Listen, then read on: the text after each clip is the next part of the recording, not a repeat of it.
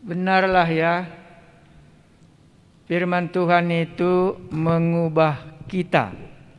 Iubahna kam, iubahna aku.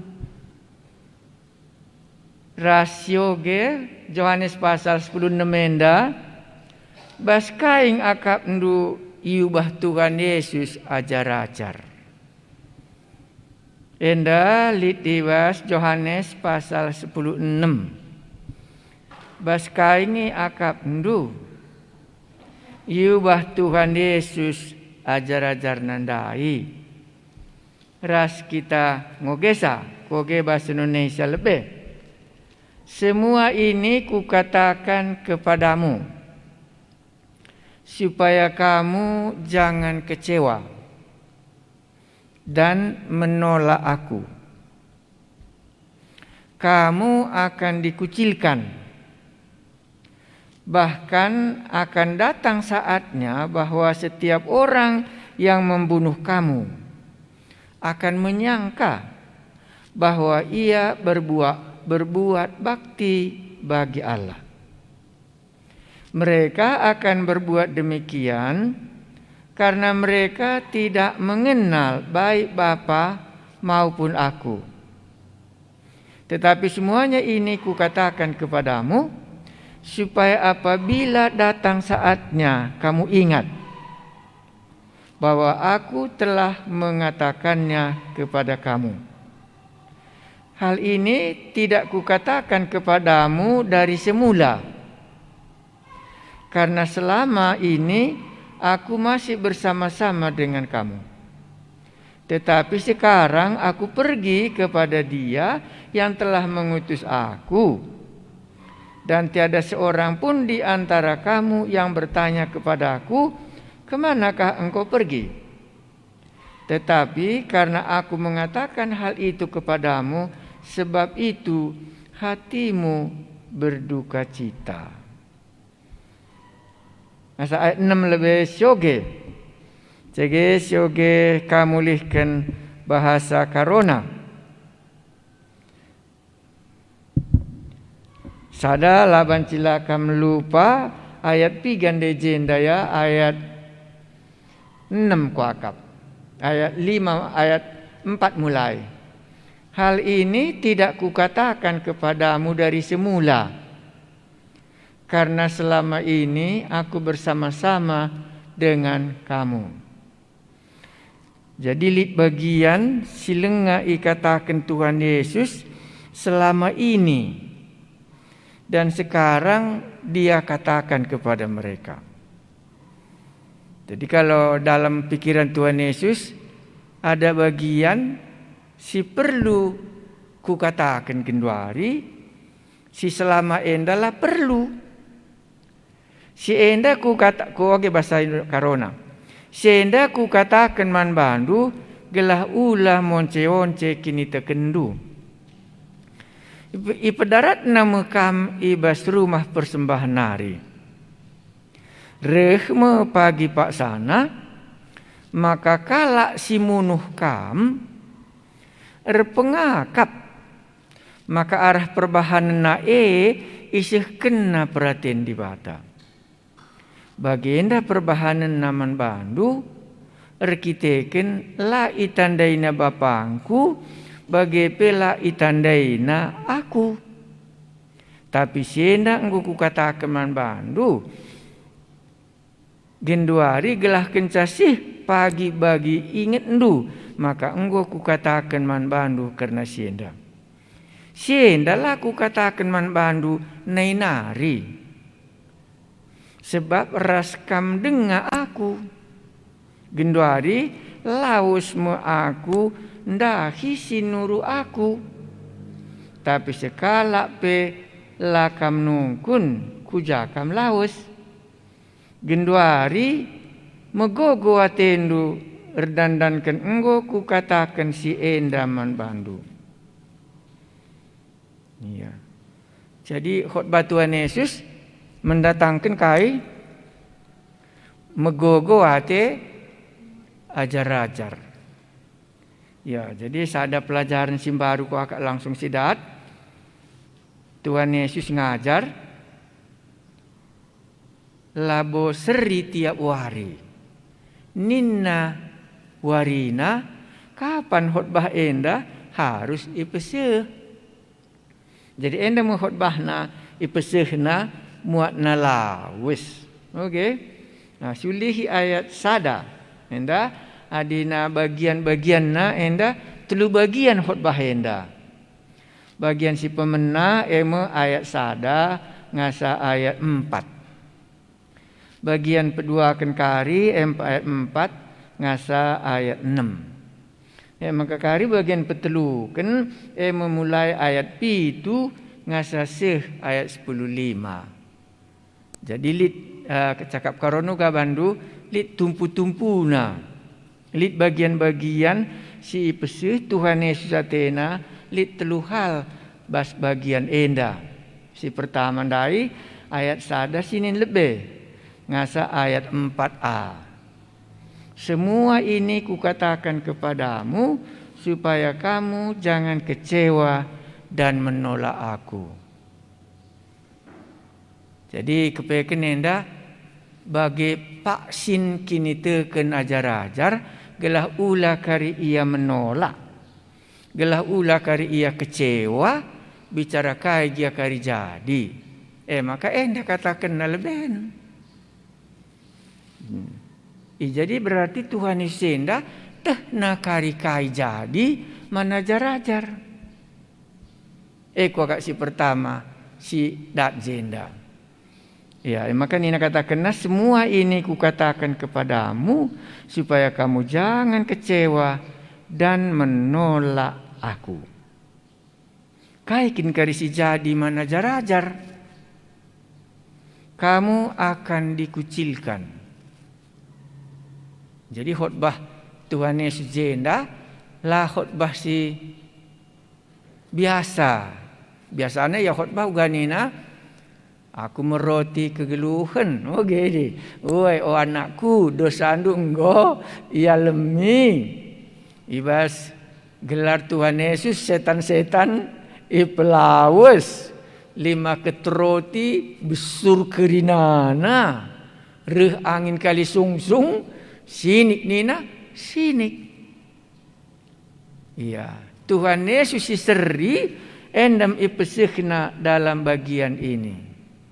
Kamu akan dikucilkan. Iya, jadi rukur tadi aku penderitaannya. Ini kan penderitaan. Kamu akan dikucilkan, bahkan akan datang saatnya bahwa setiap orang yang membunuh kamu. Jadi ada 2 bagian yang dialami murid-murid. Satu dikucilkan dari rumah ibadat, satu dibunuh. Jadi rukur kita, kalau begitu biasanya aku mau mengikut Yesus supaya dapat untung dari Yesus.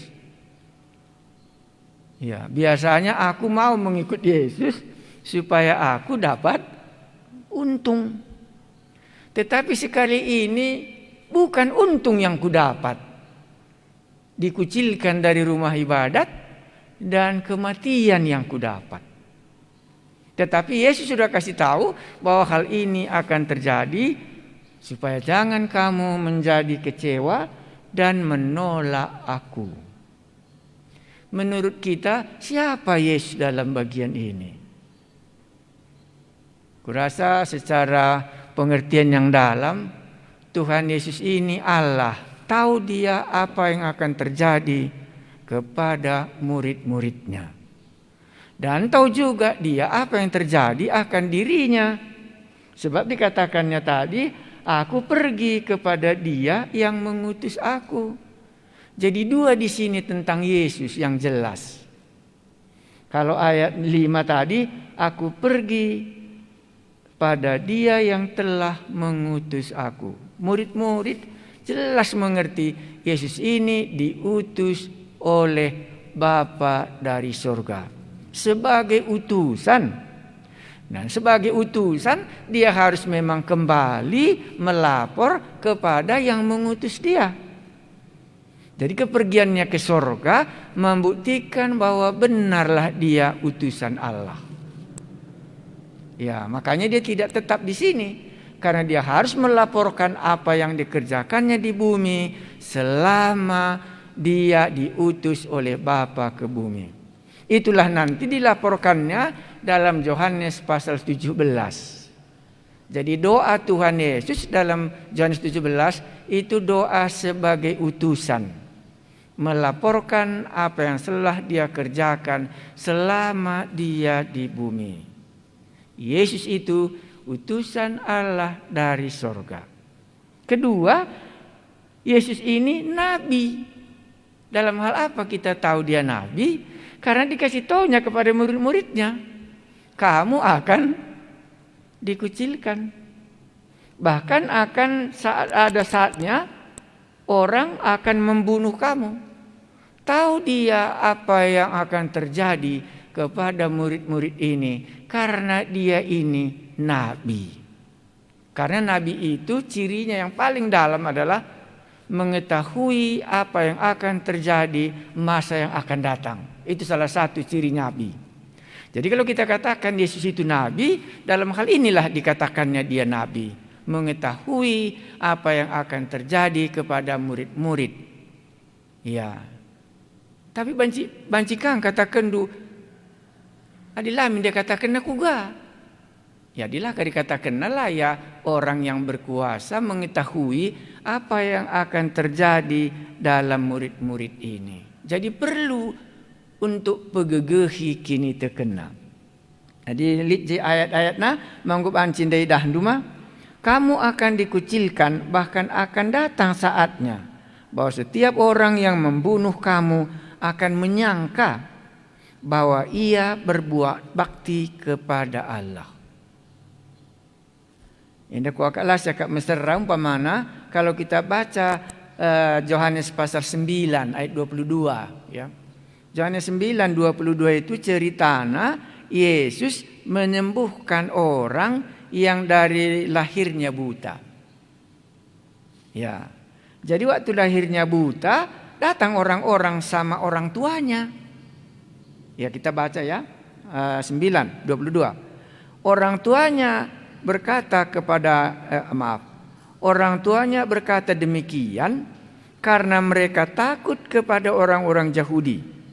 Sebab orang-orang Yahudi itu telah sepakat bahwa setiap orang yang mengakukan dia sebagai Mesias akan dikucilkan.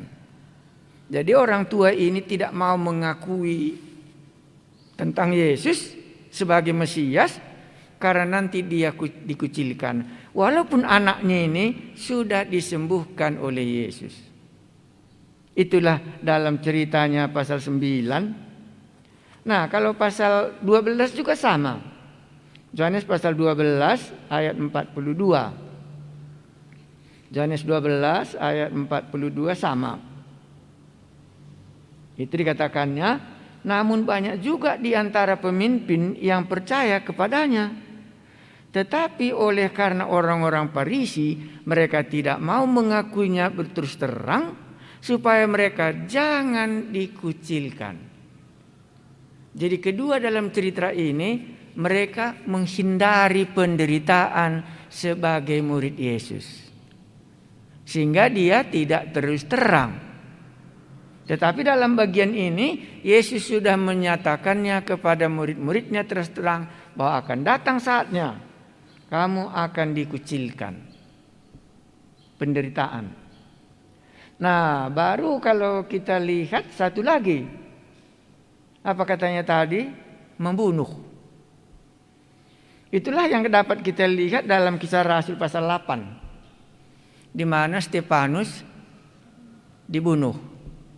Di mana pasal-pasal sebelumnya itu Yakobus dipenggal kepalanya. Ya. Dan inilah yang dilakukan oleh Paulus terhadap gereja mula-mula. Kepada murid-murid Tuhan Yesus kita tahu apa yang dilakukan oleh Paulus. Dia menganiaya gereja itu sebelum Tuhan Yesus menjumpai dia. Jadi dua cerita ini sudah jelas. Kisah Rasul pasal 8 ayat 1 sampai 3 ini murid-murid dianiaya. Nah, jadi kalau ditanya dalam hal apa murid-murid ini berubah? Dalam khotbah ini, dalam hal apa mereka berubah? Dalam hal kesediaan hati mereka untuk menderita sebagai murid Yesus. Itulah umpamanya Kisah Rasul pasal 8, kita baca ayat 1. Kisah Rasul pasal 8 ayat 1. Saulus juga setuju bahwa Stefanus mati dibunuh. Pada waktu itu mulailah penganiayaan yang hebat terhadap jemaat di Yerusalem. Mereka semua kecuali rasul-rasul tersebar ke seluruh daerah Judea dan Samaria. Orang-orang saleh menguburkan mayatnya Stefanus serta meratapinya dengan sangat. Dalam hal ini murid-murid berubah. Di mana berubahnya? Mereka bersedia dikucilkan dan dibunuh sebagai murid Yesus. Jadi di sini perubahan bukan perubahan dari tabiat dosa kepada tidak berdosa, tetapi perubahan dalam penderitaan karena nama Yesus yang mereka sudah percayai itu. Baru dikatakan Tuhan Yesus sebabnya. Apa sebabnya? Karena mereka menyangka bahwa ia berbuat bakti bagi Allah. Inilah yang dilaksanakan oleh Paulus. Berbuat bakti kepada Allah kalau dia membunuh Stefanus. Jadi bukan sadar dia bahwa itu dosa. Iya. Jadi kapan nanti ini muncul dosa? Itulah nanti bagian yang ketiga. Jadi tidak sadar Paulus kalau membunuh Stefanus itu adalah dosa. Tidak salah bagi orang Farisi dan orang Saduki dan orang-orang mahkamah agama semua tidak merasa berdosa waktu mereka menyalibkan Yesus. Jadi kapan nanti mereka sadar akan dosa itu? Itulah mulai nanti khotbahnya yang ketiga, itu ayat 7. Di mana Yesus menyatakan, aku pergi supaya dia akan datang. Iya, itu bagian yang pertama kita lihat. Jadi orang ini menganiaya orang yang mengaku mengikut Yesus karena mereka menyangka bahwa dia itu berbuat bakti kepada Allah. Jadi dia tidak merasa berdosa membunuh Stefanus. Baik, ayat 3. Mereka akan berbuat demikian karena mereka tidak mengenal baik Bapa maupun aku. Disinilah yang menjadi pegangan mereka. Mereka menganggap mereka mengenal Bapa. Tuhan Yesus katakan mereka tidak mengenal Bapa dan juga tidak mengenal aku, karena itulah mereka melakukan hal yang demikian. Iya. Jadi menurut mereka itu mengenal Allah. Dan dalam mereka mengenal Allah inilah mereka memusuhi siapa yang mengikut Yesus. Ini dijelaskan oleh Tuhan Yesus kepada murid-muridnya supaya kalau hal itu nanti terjadi, supaya mereka tidak kecewa dan menolak Yesus. Makanya kalau tadi kita nyanyian kita ada perubahan, di sini mereka akan berubah. Bersedia mengambil penderitaan karena nama Yesus, bukan karena dosa. Ya, dosa sudah lama mereka tinggalkan, sekarang karena nama Yesus mereka akan menderita dan Yesus mengungkapkan hal ini. Nanti pasti ada pertanyaan kita, kenapa mereka sampai semaju itu imannya? Makanya Tuhan Yesus tadi katakan apa? Hal ini tidak kukatakan kepadamu dari semula. Jadi ada langkahnya. Pada saat yang sama Yesus akan mengatakan hal ini. Selama ini belum. Ya, baik, kita masih bisa banyak melihat nanti ayat-ayatnya. Mereka akan berbuat demikian karena mereka tidak mengenal baik Bapa maupun aku. Tetapi semuanya ini kukatakan kepada kamu supaya apabila datang saatnya kamu ingat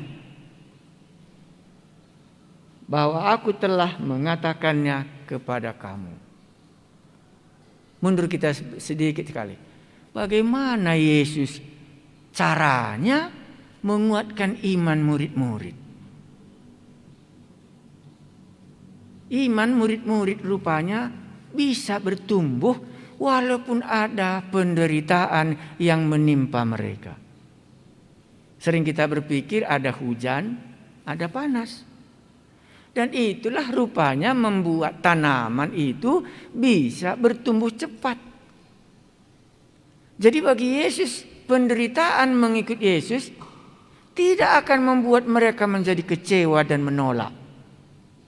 Kalau hal itu dikasih tahu sebelum hal itu terjadi. Maka lebih ina kata kena. Ndak kali terjadi. Engkai maka bagi. Lai tandaina aku, lai tandaina singutus aku, dan endam idalan kenaman bandu. Gelah ulah karikam kecewa dan menolak adi hal enda akan terjadi. Jadi rupanya khotbah Tuhan Yesus di sini bukan khotbah yang sama seperti khotbah kita biasa. Marilah kepada Yesus yang letih lesu.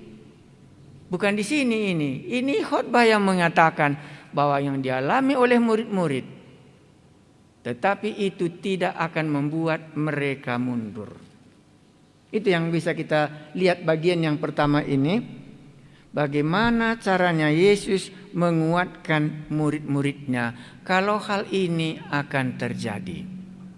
Makanya Nabi kita katakan tadi, Yesus itu Nabi, tahu dia apa yang akan terjadi di dalam hidup murid-muridnya. Untuk menguatkan murid-muridnya itu, dia duluan mengatakannya. Kamu akan dikucilkan dan kamu akan dibunuh. Ini dilakukannya karena mereka merasa berjasa di hadapan Allah. Jadi waktu Paulus belum bertobat, menurut dia berjasa dia waktu dia membunuh Stefanus. Ya, karena dia nggak kenal siapa Bapa di surga, dia nggak kenal Allah dan juga nggak kenal Yesus, melakukan hal ini menurut dia berbakti dia kepada Allah. Itu ibadahnya. Itulah Yesus katakan kepada murid-muridnya. Dan kalau hal ini terjadi, supaya kamu ingat bahwa aku telah menyatakannya kepadamu. Jadi Yesus mendahului sebelum hal itu terjadi, supaya dia tidak kecewa. Baik, jadi ada kemungkinannya murid-murid bisa kecewa mengikut Yesus ya. Bisa. Tapi di sini kalau dia sampai perubahan di dalam hatinya mengikut Yesus bukan mencari kesenangan, mungkin bisa dia berubah, enggak mundur imannya. Ya, jadi di sini perubahan mengikut Yesus bukan dari dosa kepada tidak berdosa, tetapi perubahan mengikut Yesus akan mengalami dikucilkan dan dibunuh, tetapi mereka tidak mundur karena mereka sudah tahu, karena Yesus sudah mengasih tahu sebelumnya.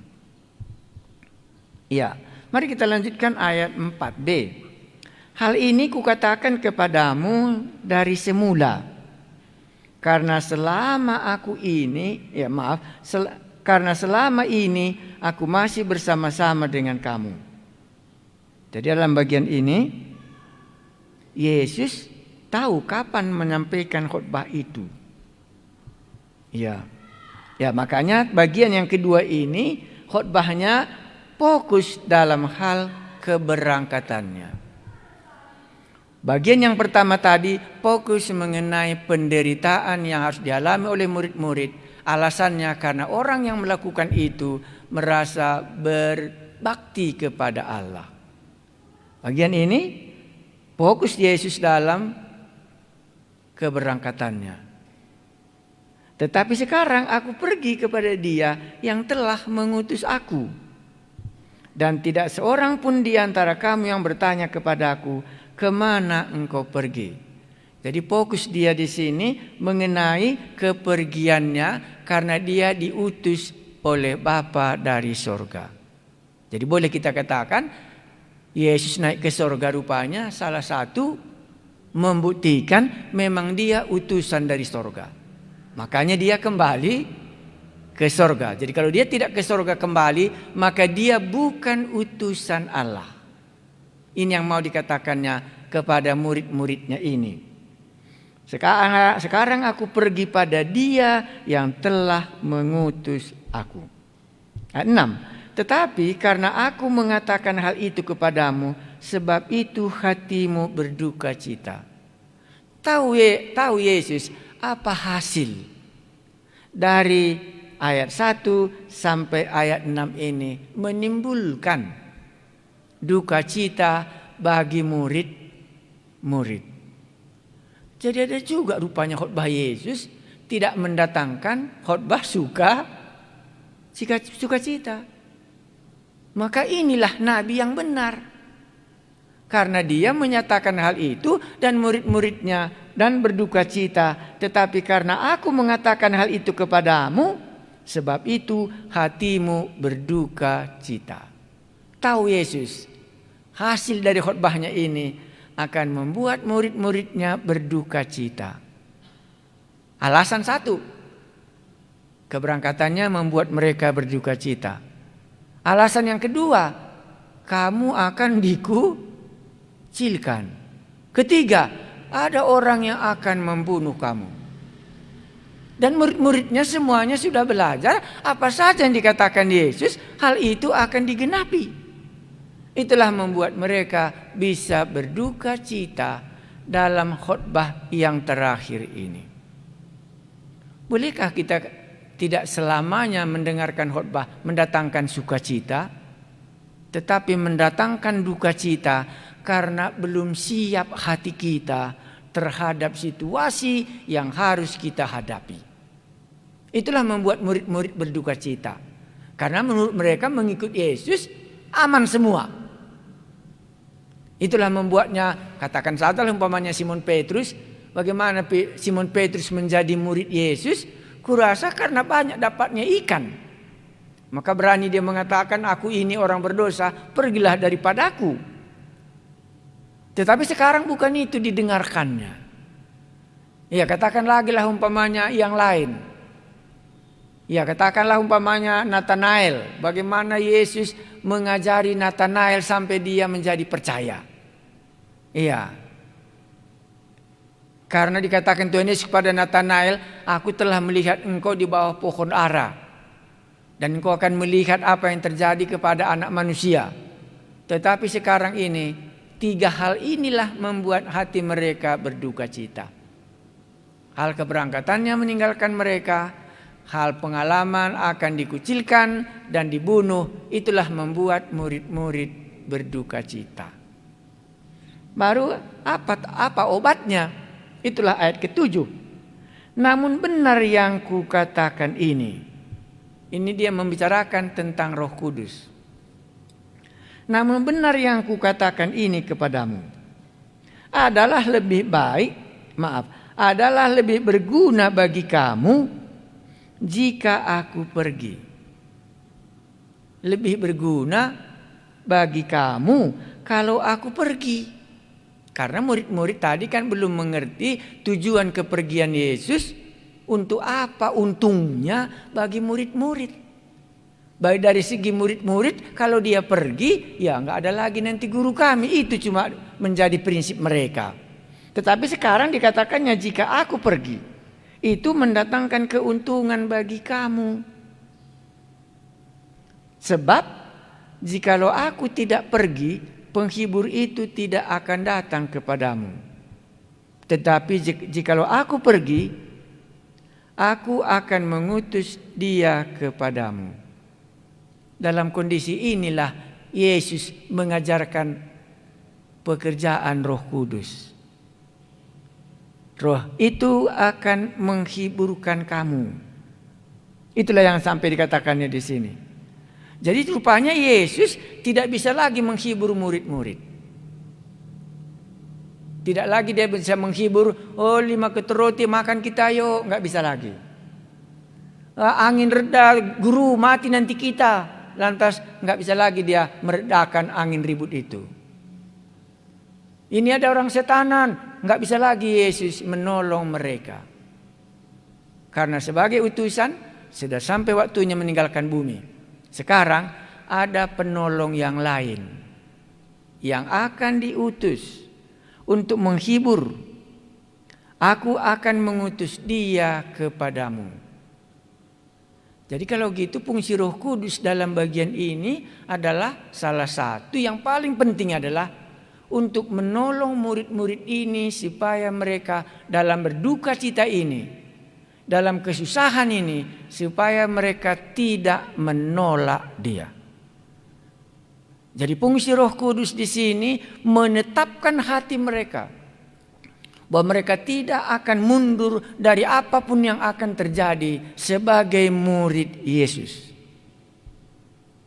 Inilah yang pertama kita mengerti dari ayat 7. Adalah lebih berguna bagi kamu jikalau aku pergi. Sebab jikalau aku tidak pergi. Jadi Yesus tahu apa akibatnya kalau dia terus bersama-sama dengan murid-muridnya dan tidak meninggalkan mereka di bumi. Ya, jikalau aku tidak pergi, penghibur itu tidak akan datang kepadamu, tetapi jika aku pergi, aku akan mengutus dia kepadamu. Ini persyaratan supaya Roh Kudus bisa turun kalau Yesus naik kepada Bapa yang mengutus dia. Ya. Jadi kalau kita berhenti di sini, bagaimanapun susahnya murid-murid pada waktu malam perpisahan ini, Yesus menjamin bahwa nanti kedatangan Roh Kudus akan menguatkan semuanya ini. Membuat murid-murid tidak akan ada lagi menjadi kecewa. Jadi kalau begitu, kalau kecewa aku mengikut Yesus, bisa. Tetapi ada masanya di mana nanti sampai pengenalan kita akan Roh Kudus yang diberikan oleh Yesus yang tinggal dalam hati kita ini, yang bisa menghiburkan kita. Dari situlah kita bisa lepas. Karena itu kalau dibaca sejarah Alkitab kita, mulai dari Kisah Rasul pasal 2, Anda melihat tidak lagi murid-murid ini berduka cita dan kecewa apapun yang terjadi. Begitu Stefanus dibunuh, dikatakan tadi apa? Orang-orang saleh menguburkannya. Dan dia tidak lagi kecewa mengikut Yesus karena Roh penghibur yang di dalam dia inilah yang menghiburkan dia dan yang menguatkan dia. Ada power, ada kuasa.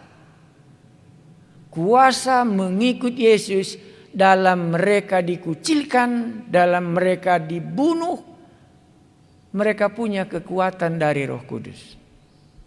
Jadi kalau kita tinjau, oh itulah sebabnya rupanya makanya Petrus masih bisa menyangkal, murid-murid bisa lagi kembali menangkap ikan, karena belum ada kuasa di dalam diri mereka untuk bertahan sebagai murid Yesus. Karena Yesus belum naik ke surga, maka Roh penghibur itu, Roh yang memberikan kekuasaan itu kepada mereka, belum turun. Belum diutus oleh Bapa, belum diutus oleh Yesus. Maka di sini tadi ada satu bagian, aku akan memberikan kuasa kepadamu walaupun hal ini terjadi. Kamu tidak akan kecewa. Karena aku akan mengutus dia kepadamu, yaitu Roh penghibur yang akan datang kepadamu. Dan kalau ia datang, dia akan menghiburkan murid-murid ini. Jadi pengakuan kita mengikut Yesus tidak tergantung dalam diri kita,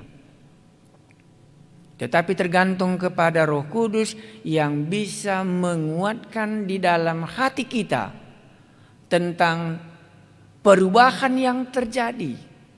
Jadi kalau kita berbicara di sini tentang perubahan yang terjadi di sini, penghiburan yang diberikan oleh Yesus sekarang pindah kepada penghiburan yang diberikan oleh Roh Kuduslah membuat mereka ini bisa bertahan dan tidak kecewa mengikut Yesus walaupun dikucilkan, walaupun mereka dibunuh, walaupun orang itu menganggap bahwa mereka itu berbakti kepada Allah. Mereka tidak lagi mundur karena Roh Kudus itu rupanya adalah kuasa dalam hidup orang bisa tahan menderita sebagai murid Yesus. Selama ini kita tahu fungsi Roh Kudus adalah menjamin sampai kepada hari keselamatan. Tetapi di sini bukan, kepada murid-murid Yesus katakan bukan demikian.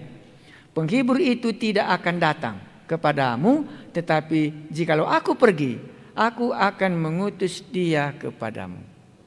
Jadi kalau kita renungkan sedikit, apa bedanya Roh Kudus dengan Tuhan Yesus?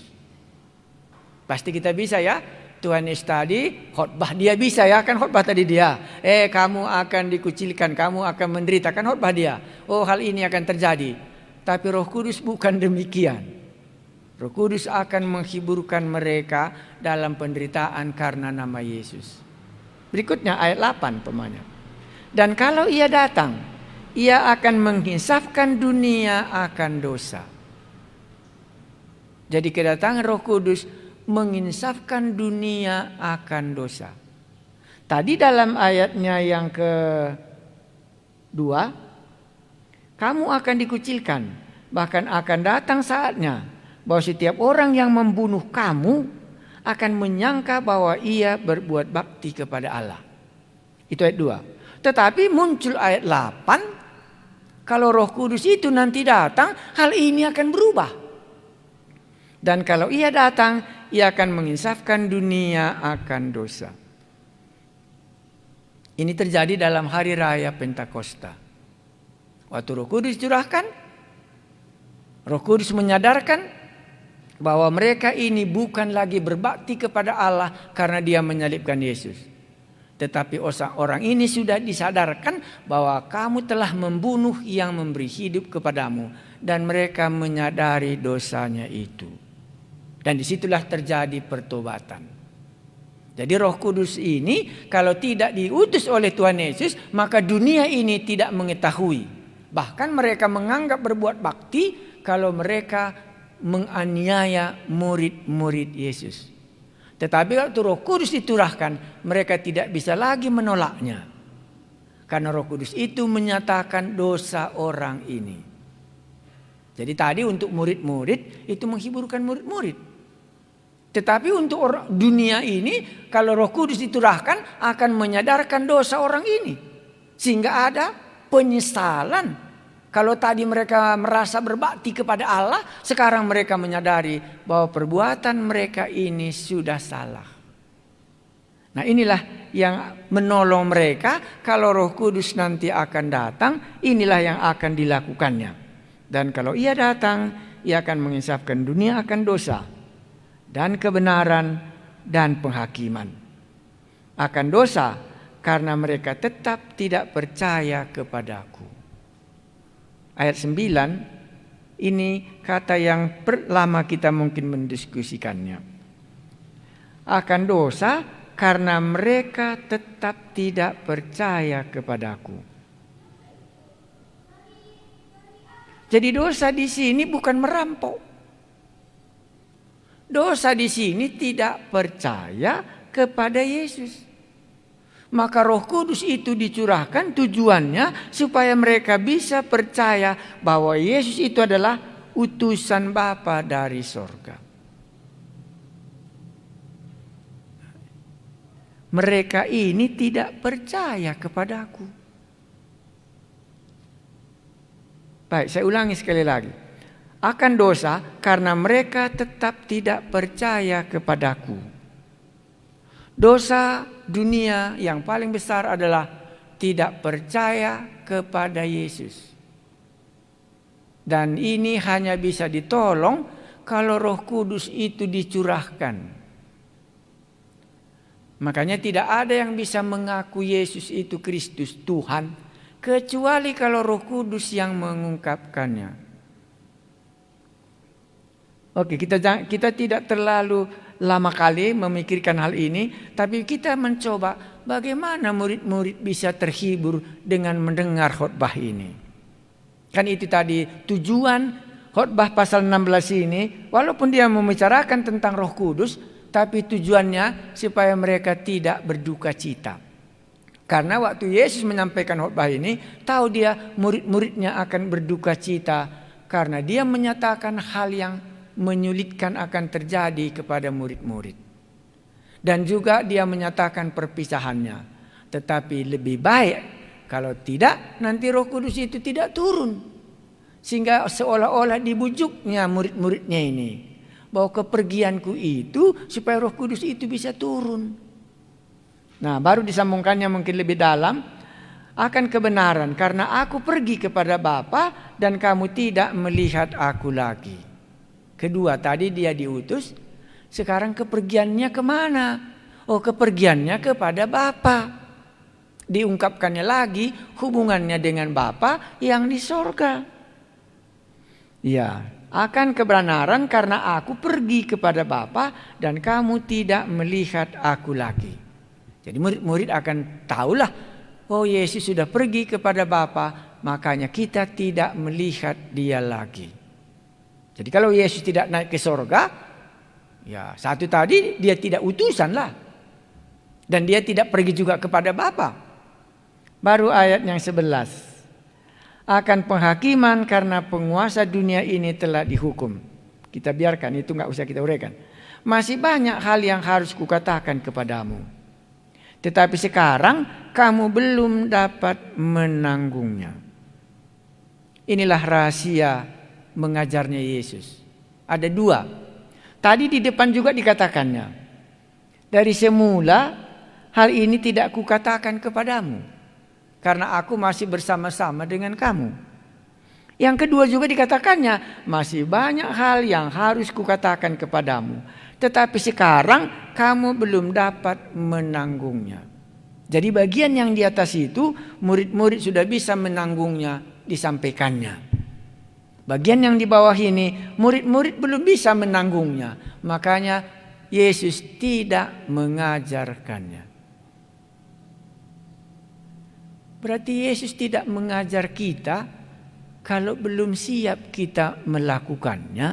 Itulah nanti pertanyaan kita terakhir. Pantaslah Yesus, hanya yang biasa-biasa saja aku tahu tentang dia. Karena dia tidak katakan. Alasannya apa? Karena belum sanggup aku menanggungnya. Wah, sayangnya masih banyak hal yang harus kukatakan kepadamu. Tetapi sekarang kamu belum dapat menanggungnya.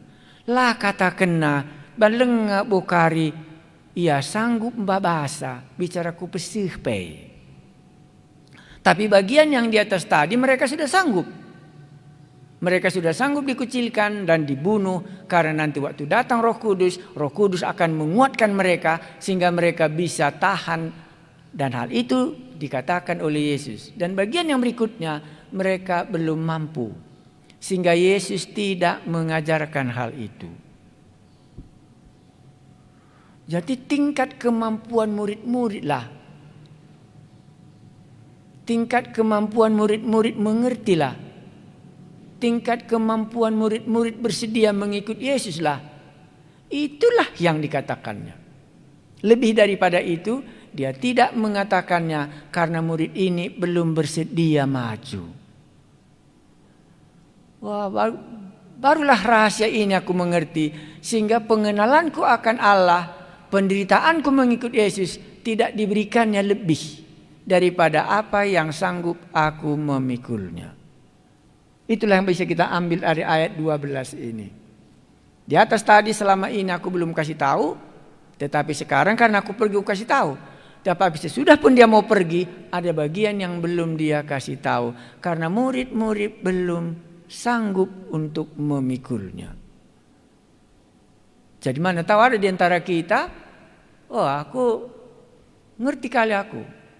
Makanya Yesus membatasi pengajarannya kepadaku. Tidak semua diajarkannya kepadaku.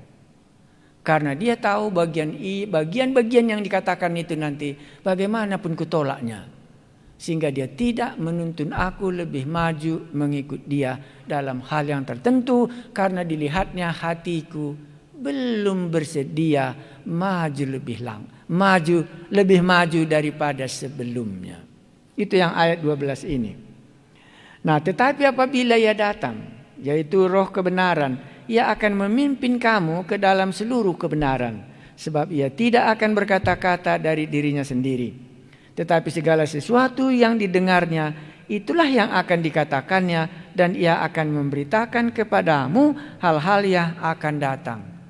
Jadi ada bagian Roh Kudus akan mengajarkan kepada mereka. Walaupun Tuhan Yesus sudah mengatakannya, tetapi Roh Kuduslah nanti yang mengajarkannya. Ia akan memuliakan aku, sebab ia akan memberitakan kepadamu apa yang diterimanya daripadaku. Ini hubungan antara Tuhan Yesus dengan Roh Kudus. Yaitu ia akan memuliakan aku. Jadi Roh Kudus itu tujuannya memuliakan Allah, memuliakan Tuhan Yesus. Sebab ia akan memberitakan kepadamu apa yang diterimanya daripadaku. Ajaran Tuhan Yesus tidak bisa berbeda dengan ajaran Roh Kudus kalaupun nanti dia datang. Segala sesuatu yang Bapa punya adalah aku punya. Dia kembali lagi hubungannya dengan Bapa. Segala sesuatu yang Bapa punya adalah aku punya. Sebab itu aku berkata, ia akan memberitakan kepadamu apa yang diterimanya daripadaku. Ajaran Bapa, ajaran Tuhan Yesus, dan ajaran Roh Kudus adalah sama. Iya. Saya tidak terlalu banyak kali buat aplikasinya, tapi mari kita baca uraian yang kita buat sedikit kali di dalam bahan khotbah kita ini. Saya bacakan bagian yang kita sudah pelajari ini, kita coba meringkaskannya. Saya baca dari uraian itu, kebaktian hari Minggu, tanggal 16. Supaya kamu jangan kecewa dan menolak aku. Bolehkah kita berhenti? Apakah yang membuat kita mungkin kecewa dan menolak Yesus? Bisakah Roh Kudus menyatakan apa yang membuat kita bisa kecewa dan menolak Yesus? Kita lihat ke belakang dan bagaimana nanti Tuhan Yesus buat jalan keluarnya. Khotbahnya Tuhan Yesus yang terakhir ini tujuannya supaya mereka tidak kecewa sebagai murid Tuhan Yesus. Ya, pasti kita membuat murid-murid kecewa tadi apa? Yesus pergi. Yesus menyatakan penderitaan sebagai mengikut Yesus. Ya, jadi kalau belum pernah ku dengar menderita mengikut Yesus, nanti waktu datang penderitaan bagaimana? Kecewalah aku dan menolak dia. Belum ada nanti imunisasiku kalau demikian.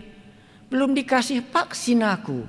Sehingga waktu datang penderitaan mengikut Yesus, disitulah aku akan kecewa dan menolak dia.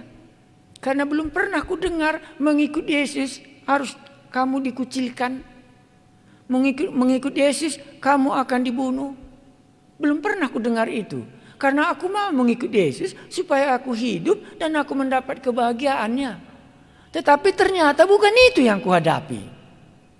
Kalau orang seperti ini, dia pasti akan kecewa. Waktu hal itu akan terjadi. Itu makanya Tuhan Yesus tadi tahu dia apa yang akan terjadi kepada murid-muridnya ini. Maka alangkah baiknya kalau kita mau melihat lebih lanjut khotbah Tuhan Yesus ini, hasilnya nanti di Kisah Rasul pasal di dalam seluruh kisah para rasul. Mereka mengungkapkan ketidakkecewaan mereka dan ketidakmenolakan Yesus karena Roh Kudus sudah dicurahkan bagi mereka. Itu menjadi dinamika kehidupan mereka dalam mengikut Yesus. Semua apa yang dikatakan Yesus, mereka bisa mengerti hal ini akan terjadi. Yesus guru yang baik. tahu dia bagaimana menguatkan iman murid-muridnya. Dia tidak hanya menyatakan marilah kepada aku yang letih lesu, tetapi dia menyatakan kamu akan dikucilkan dan dibunuh. Dan sekarang aku pergi kepada Bapa, kita tidak bersama-sama lagi. Tetapi itu lebih baik bagimu supaya nanti Roh Kudus dicurahkan kepadamu. Jadi Yesus melihat kekuatan iman murid-murid bukan di dalam dirinya. Tetapi Yesus melihat kekuatan murid-muridnya di dalam pertolongan Roh Kudus yang akan diberikan Roh Kudus kepada murid-muridnya ini waktu dia naik ke surga. Langsung mata kita tertuju benar hari raya Pentakosta itu. Bagaimana sulitnya murid-murid di kota Yerusalem sebagai orang numpang-numpang. Tetapi waktu turun Roh Kudus, merekalah menjadi pemimpin di seluruh kota Yerusalem itu. Semua imam-imam, semua termasuk Pilatus, semua musuh-musuh yang baru menyalibkan Yesus 50 hari yang lalu. Sekarang mereka bangkit dan lebih. Sehingga orang-orang Yerusalem katakan, kan orang ini semua orang Galilea. Masa mereka bisa berkata-kata dan dengan keberanian mereka menyatakannya? Karena Roh Kudus yang ada di dalam mereka sudah mengambil fungsi untuk menguatkan murid-murid, bukan lagi Yesus. Itulah di sini rahasianya. Sehingga murid-murid kalau kita membaca di dalam Kisah Para Rasul, sesudah kita baca ayat ini baru kita melihat inilah kekuatannya. Ya, berarti kalau mujizat terjadi, tidakkah itu menguatkan iman? Bisa. Kalau mujizat demi mujizat kan kuat iman kita. Tapi kalau mujizat demi dikucilkan, mujizat demi dibunuh seperti Stefanus, seperti Yakobus dipenggal kepalanya oleh Herodes, apakah masih bisa kuat iman kita? Karena tidak terjadi lagi mujizat. Nah, inilah kuncinya. Maka kita baca di sini tadi, menarik bagi kita bagaimana guru yang satu ini menguatkan murid-muridnya walaupun mereka sebentar lagi akan mengalami penderitaan. Kamu akan dikucilkan, itu sudah kita dibaca ya. Anaknya yang buta sejak lahirnya ini karena takutnya dikucilkan, nggak mau dia mengakui Yesus yang menyembuhkannya. Dia katakan apa? Tanya dia karena dia sudah besar. Padahal itu anaknya sendiri. Begitu pengecutnya dia, bagaimana anaknya sudah disembuhkan sejak dari lahirnya buta, sekarang ditolong oleh Tuhan Yesus, tapi dia tidak mau mengakuinya bahwa Yesus inilah yang menyembuhkannya. Padahal anaknya itu, tanyalah dia karena dia sudah besar. Itulah dia tidak bersedia menderita karena nama Yesus di sini. Itulah yang mau kita katakan di sini. Demikian juga kalau Yohanes pasal 12 ayat 42. Pemimpin-pemimpin orang Farisi, orang-orang Saduki banyak yang percaya kepada Yesus. Tapi mereka belum bersedia menderita menyatakan bahwa inilah Yesus anak Allah yang diutus oleh Bapa di surga. Mereka tersembunyi-sembunyi semua. Sama dengan Nikodemus.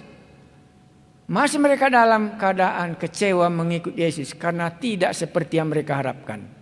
Tetapi sesudah Roh Kudus turun, mereka begitu semangat membakar dan tidak bisa lagi dikalahkan oleh siapapun.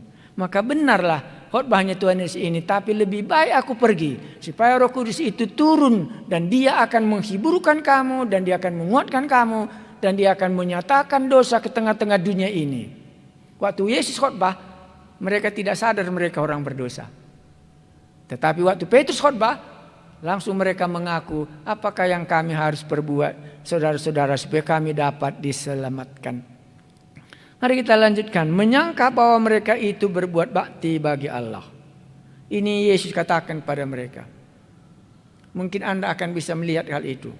Dalam zaman kami, mula-mula saya bertobat, ini masih berlangsung. Mereka mengucilkan orang-orang yang percaya itu. Menurut mereka, mereka berbuat bakti kepada Allah. Itu dalam zaman kami percaya karena pada saat itulah mulai ada kebangunan rohani. Dan bahkan orang-orang yang mengikuti kebangunan rohani itu dikucilkan dari rumah gerejanya masing-masing. Itulah pada waktu itu. Kenapa? Karena menurut mereka, mereka berbuat bakti kepada Allah pada zaman kami. Itu tahun 1976-78. Dan sesudah itu berubah. Kalau pada saat itu memang banyak kali orang-orang yang mengikuti kebawaan rohani dikeluarkan dari gerejanya sendiri. Karena mungkin pada saat itu belum sampai pengertian bahwa mereka ini beribadah kepada Allah yang benar. Itu dikatakan Yesus. Ayat 3, karena mereka tidak mengenal baik Bapa maupun aku. Jadi Yesus tahu mereka membuat hal ini. Mereka tidak mengenal Bapa dan mereka tidak mengenal Yesus.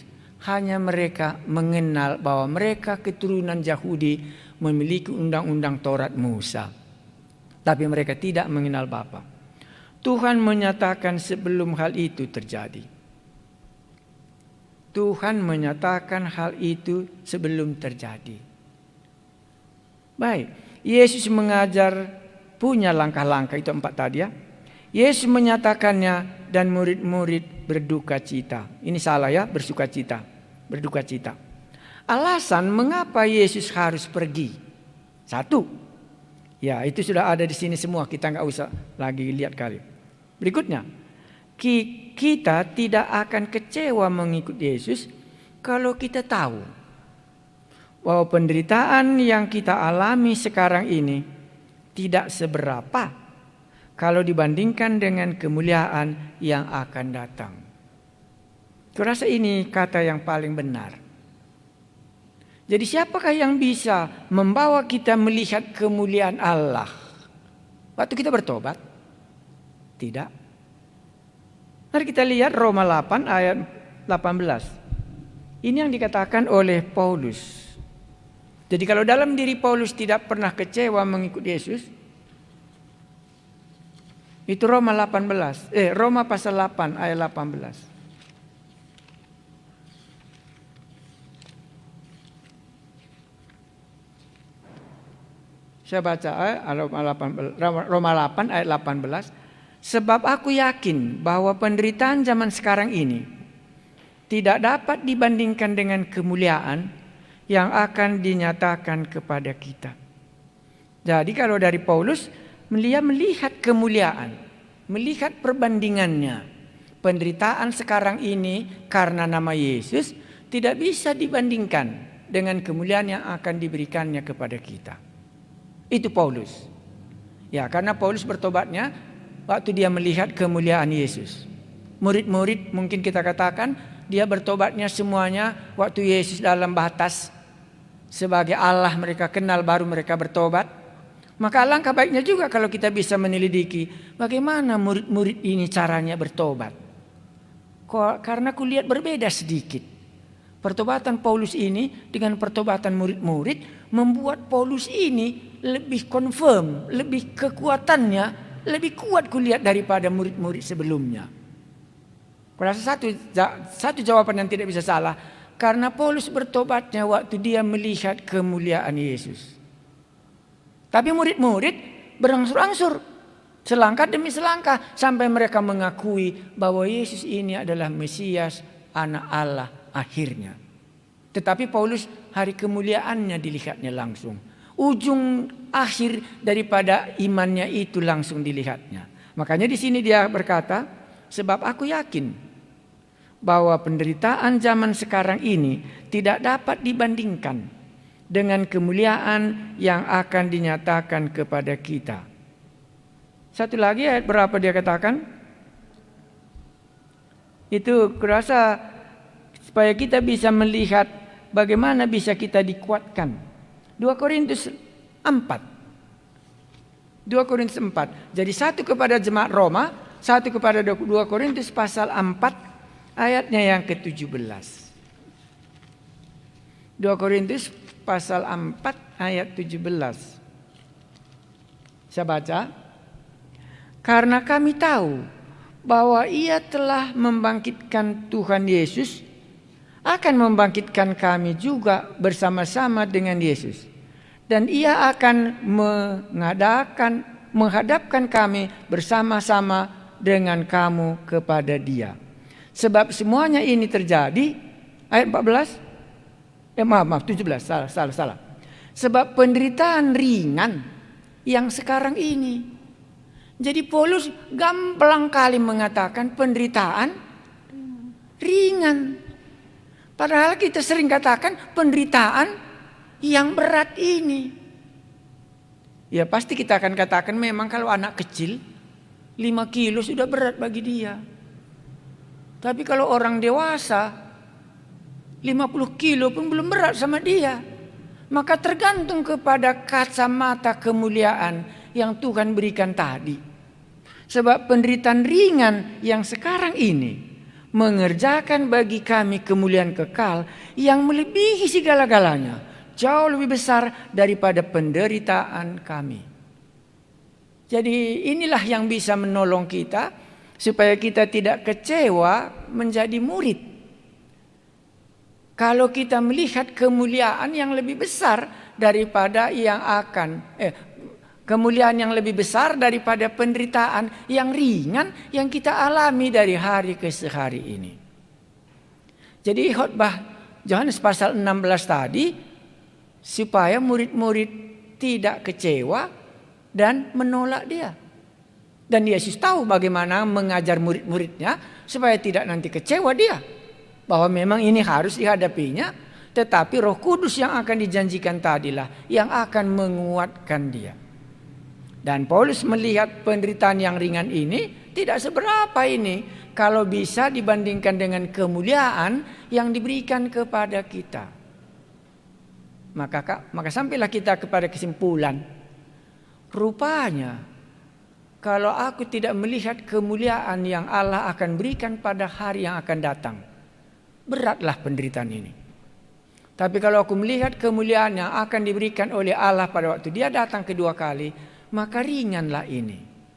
Inilah terjadi perubahan di dalam hati murid-murid ini pada Yohanes pasal 16 ini. Dan waktu hal itu terjadi, mereka sudah kuat semua. Jadi Yesus tahu bagaimana mendirikan jemaatnya, bagaimana mendidik murid-muridnya. Kalau nanti hal ini terjadi, murid-muridnya tidak akan mundur. Tapi kalau Paulus langsung dia melihat penderitaan yang ringan ini akan mengerjakan kemuliaan yang tidak bisa dibandingkan. Mungkin inilah yang murid-murid belum dapat yang dimaksudkan Tuhan Yesus tadi.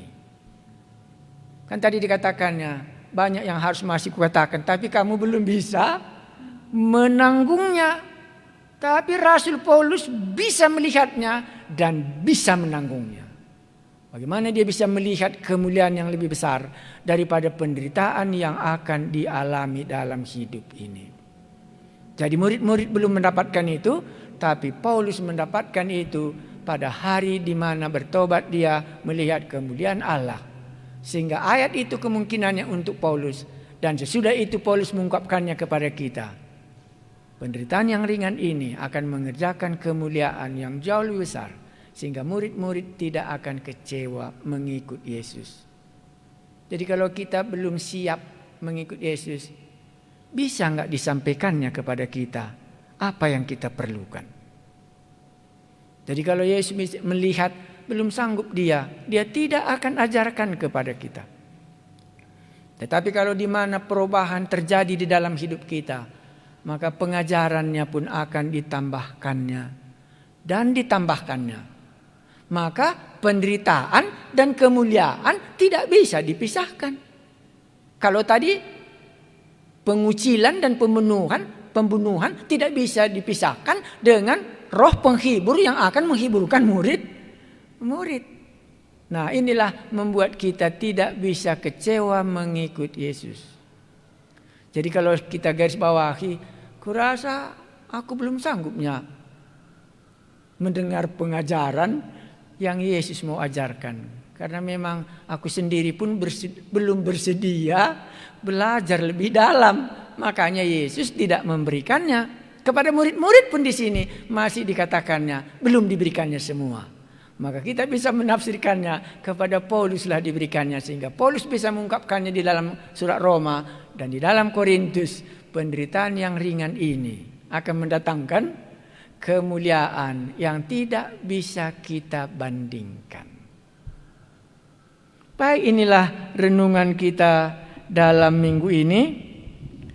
Ya, terima kasih banyak. Kalau ada yang sulit pun, ya kita terimalah khotbah hari ini yang sulit ya. Ya, tapi jangan pula katakan, kurasa aku belumnya bersedia makanya enggak diajar aku. Karena Tuhan Yesus rupanya membatasi pengajarannya sejauh mana aku sudah bersedia. Dan bahkan walaupun aku bersedia, bisa juga belum aku sanggup menanggungnya. Sehingga dia tidak menyatakannya.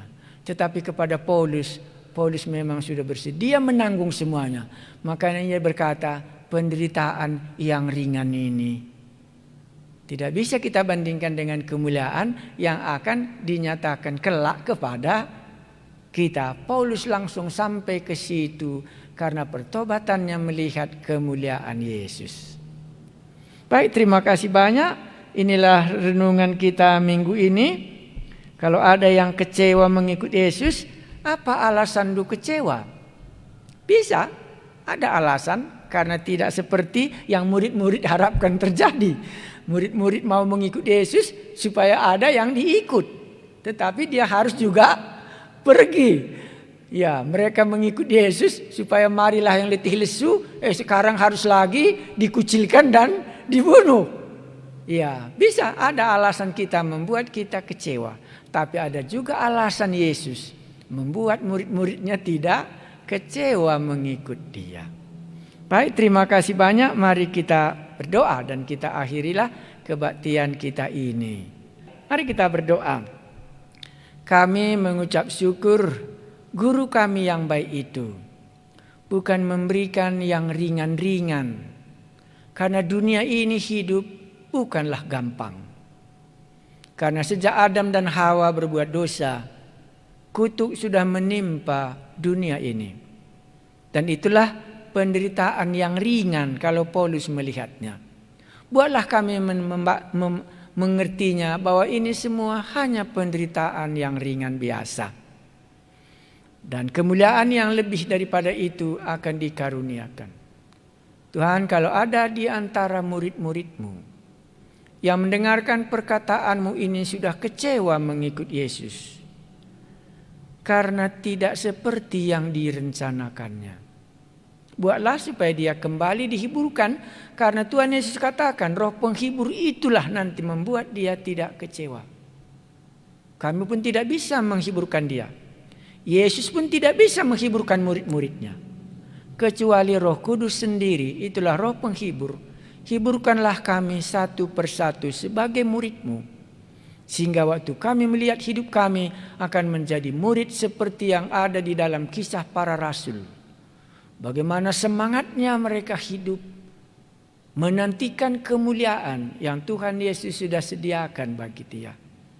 Hamba-Mu ini berdoa, hiburkanlah orang-orang yang sudah kecewa mengikut. Kalau iman mereka sudah redup pun, Tuhan kuatkanlah supaya Roh Kudus, roh penghibur itu menghidupkan dia kembali. Kembali dia tahu bahwa penderitaan yang ringan ini akan diimbangi dengan kemuliaan yang akan datang.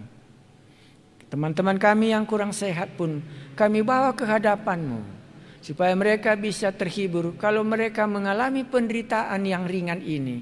Dan ada harinya mereka menjadi kuat karena Roh Kudus, roh penghibur itulah yang menghiburkan dia, mengingatkan firman Tuhan yang sudah mereka tahu, dan bahkan mengajarinya, dan bahkan menyadarkan akan dosa mereka. Terima kasih Tuhan kami Yesus, berkatilah kami satu persatu. Kalau sampai hari ini belum bersedia kami bersama-sama beribadah, tapi itu pun kami bawa ke hadapan-Mu. Ajarilah kami supaya kami bisa bersama-sama beribadah sebagaimana Engkau kehendaki. Kiranya damai sejahteralah Bapa dan pengampunan di dalam Tuhan Yesus dan Roh Kudus yang menghiburkan kita akan menyertai kita sampai Dia datang kedua kali dan kita akan melihat kemuliaan-Nya. Amin. Kepada Allah beri puji, kita nyanyikan bersama-sama.